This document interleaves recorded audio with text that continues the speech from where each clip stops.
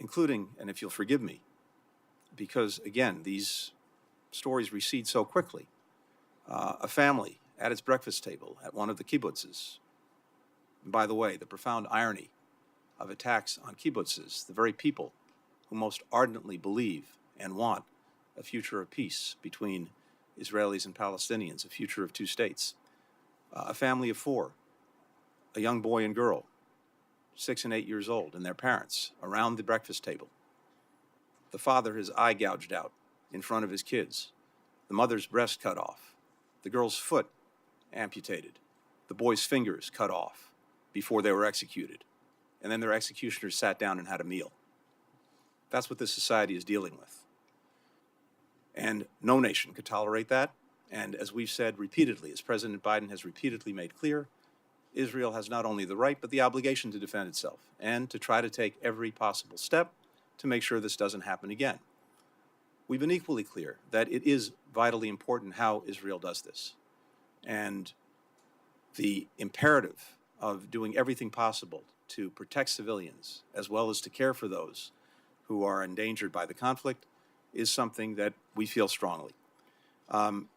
You're, of course, right that this is a special burden on Israel because Hamas cynically and monstrously puts intentionally civilians in harm's way by hiding behind them, by using them as human shields, by placing its people, by placing its equipment, by placing its ammunition, its weapons, its command posts underneath hospitals, underneath schools, in residential complexes.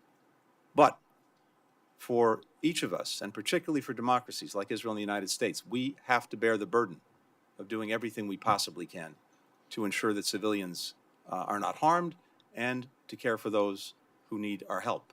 When it comes to a ceasefire, in this moment, you're exactly right. That would simply consolidate what Hamas has been able to do and allow it to remain where it is and potentially repeat what it did another day. And that's not tolerable. No nation would tolerate it. We do believe that we have to consider things like humanitarian pauses to make sure that assistance can get to those who need it and that people can be protected and get out of harm's way.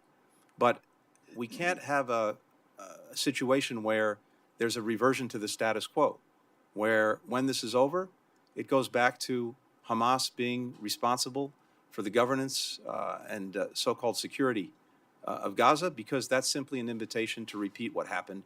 And again, no nation would tolerate that.